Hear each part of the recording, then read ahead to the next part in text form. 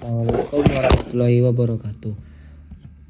Sebelumnya mengenalkan, nama saya Muhammad Alfan Mafasa dari D3PI4A NRP 0422030022. Di sini saya akan menjelaskan tentang sistem komunikasi dan navigasi.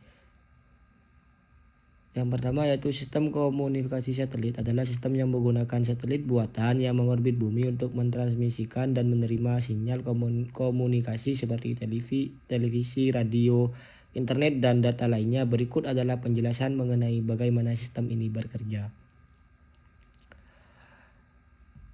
Yang pertama yaitu stasiun bumi. Stasiun ini yang terdiri di antena, parabola besar, dan peralatan lainnya digunakan untuk mengirim dan menerima sinyal dari satelit. Ada dua jenis stasiun bumi utama, stasiun transmisi dan stasiun penerima. Nomor 2 yaitu transponder satelit. Transponder adalah peralatan di satelit yang menerima sinyal dari stasiun bumi, menguatkan sinyal tersebut, dan kemudian memancarkan kembali ke stasiun bumi lainnya. Nomor 4 yaitu frekuensi radio. Sistem komunikasi satelit biasanya beroperasi pada frekuensi radio tertentu seperti Q-band, C-band, atau K-band. Frekuensi ini menentukan jenis dan jangkauan sinyal yang dapat ditransmisikan. Yang kelima, link komunikasi. Ada dua, link utama dan sistem komunikasi satelit. Nomor 6, keuntungan dan keterbatasan. Sistem komunikasi satelit memiliki keunggulan seperti cakupan global dan kemudahan dalam mencapai area yang sulit dijangkau oleh infrastruktur kemudian konvensional, namun juga memiliki keterbatasan seperti latensi yang lebih tinggi dan ketergantungan pada kondisi cuaca. Nomor 2 yaitu sistem komunikasi satelit adalah sistem yang menggunakan satelit buatan yang mengorbit bumi untuk mentransmisikan dan menerima sinyal komunikasi seperti televisi, radio, internet, dan data lainnya. Berikut adalah penjelasan mengenai bagaimana sistem kerja ini. Yang pertama, satelit buatan. Satelit yang ditempatkan di orbit di sekitar bumi berfungsi sebagai pemancar dan penerima sinyal komunikasi satelit.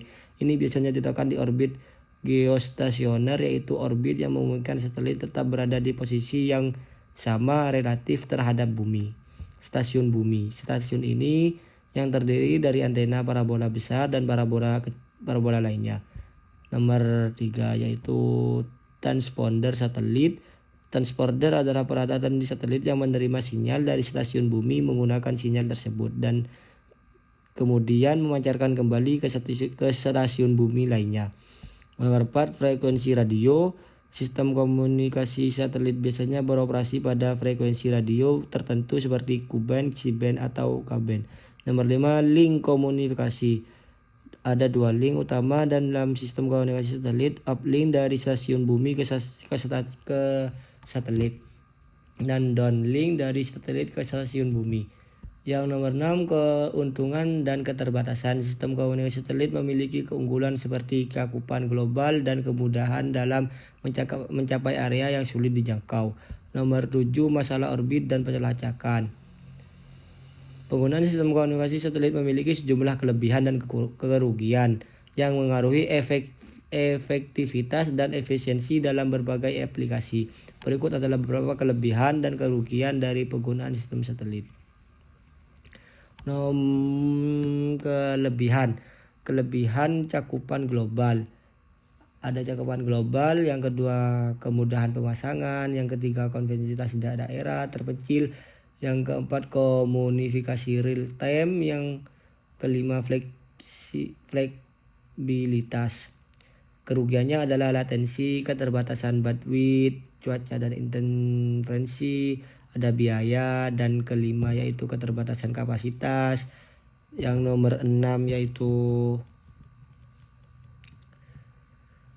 risiko satelit rusak, dan yang terakhir adalah masalah orbit dan pelacakan. Di nomor 3 yaitu nomor soal selanjutnya yaitu VSAT. Dari singkatan dari Very Small Aperture Terminal adalah jenis sistem komunikasi satelit yang menggunakan antena kecil untuk menghubungkan berbagai lokasi dengan satelit buatan. Sistem ini sering digunakan untuk penyampaian layanan komunikasi seperti internet, telepon, dan data di lokasi yang terpencil atau tidak terjangkau oleh infrastruktur komunikasi konvensional. Berikut adalah cara kerja VSAT dalam sistem komunikasi satelit. Yang nomor 4 yaitu topologi VSAT merujuk pada cara berbagai terminal VSAT, Very Small Aperture Terminal dihubungkan melalui satelit. Ada beberapa topologi yang dapat digunakan dalam sistem VSAT, masing-masing dalam keuntungan dan keterbatasan sendiri. Berikut adalah topologi utama yang digunakan dalam sistem VSAT. Itu yang pertama yaitu star topologi, yang kedua mesh topologi, yang ketiga yaitu hybrid topologi, yang keempat yaitu descent topologi, yang kelima yaitu hub and spoke topologi. Di nomor 5 yaitu komponen jaringan VSAT mencakup berbagai perangkat dalam sistem yang bekerja bersama untuk memungkinkan komunikasi satelit. Berikut adalah komponen utama dari jaringan VSAT. Yang pertama yaitu terminal VSAT, antena parabola kecil yang digunakan untuk mengirimkan dan menerima sinyal dari satelit. Ukuran antena ini biasanya berkisar antara 0,75 meter hingga 2,4 meter. Modem VSAT, perangkat yang mengonversi data digital menjadi sinyal radio untuk dikirimkan melalui antena dan sebaliknya. Mode ini juga mengelola proses enskripsi dan dekode data. Unit kontrol, perangkat yang mengelola operasi dan pengaturan antena, seperti penyesuaian arah antena dan pengaturan sinyal. Satelit buat. Yang nomor 2 yaitu satelit buatan. Transponder, perangkat di satelit yang menerima sinyal dari terminal VSAT, menguatkan dan mengubah frekuensi sebelum memancarkan kembali ke terminal atau stasiun bumi. Satelit yang mengorbit bumi untuk mengalami komunikasi antara terminal VSAT di berbagai lokasi. Satelit ini biasanya berada di orbit geostasioner untuk memastikan cakupan yang stabil. 3. Stasiun bumi. Hubungan stasiun bumi yang mengelola komunikasi antara terminal VSAT dan jaringan lainnya seperti internet atau jaringan telekomunikasi lainnya. Hubungan ini mengatur transmisi dan menerima data serta mengatur bandwidth. Nomor 4 yaitu peralatan jaringan. Router mengarahkan lalu lintas data di dalam jaringan VSAT, menghubungkan terminal VSAT dengan jaringan lokal atau internet. Switch mengelola dan mengalihkan data di dalam jaringan lokal VSAT. Yang kelima yaitu sistem manajemen jaringan. Yang keenam adalah perangkat tambahan. 7. Perangkat lunak.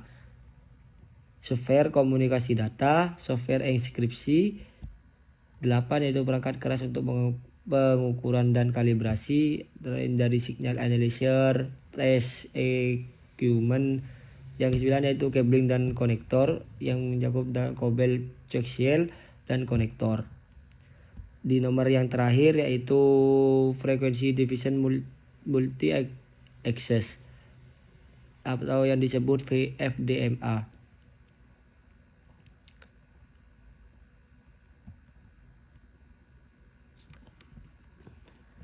Di nomor 6 ini mencakup deskripsi CDMA menggunakan kode unik untuk setiap sinyal yang dikirim oleh terminal ke semua terminal. Menggunakan frekuensi yang sama secara bersamaan, tetapi sinyal mereka dibedakan oleh kode yang berbeda. Cara kerja. Kode unik setiap sinyal dibedakan dengan kode unik yang memungkinkan sinyal diterima dan dipisahkan di sisi penerima. Spreading dan deskripsi sinyal dikodekan dengan kode penyeberang dan dikembalikan ke bentuk semula dengan kode penyeberang yang sama di sisi penerima. Kapasitas tinggi dapat mendukung banyak pengguna dalam pita frekuensi yang sama. Ketahanan terhadap interferensi mengurangi efek interferensi karena kode yang berbeda. Kompleksitas memerlukan teknik pengelolaan sinyal yang kompleks. 4. Frekuensi division multiple access atau tim division multi FDMA atau TDMA. Deskripsi menggabungkan FDMA dan TDMA untuk meningkatkan efisiensi menggunakan spektrum dan waktu dalam sistem ini. Frekuensi dibagi menjadi saluran dan setiap saluran dibagi menjadi slot waktu. Cara kerja FDMA, alokasi frekuensi untuk berbagai saluran. TDMA, pembagian slot waktu dalam setiap saluran frekuensi. Keuntungan, efisiensi meningkatkan penggunaan frekuensi dan waktu secara bersamaan. Fleksibilitas, menyediakan kapasitas yang lebih besar dan lebih fleksibel. Keterbatasan, kompleksitas pengaturan dan manajemen yang lebih rumit.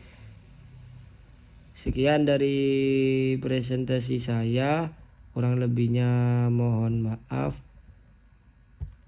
Wassalamualaikum warahmatullahi wabarakatuh.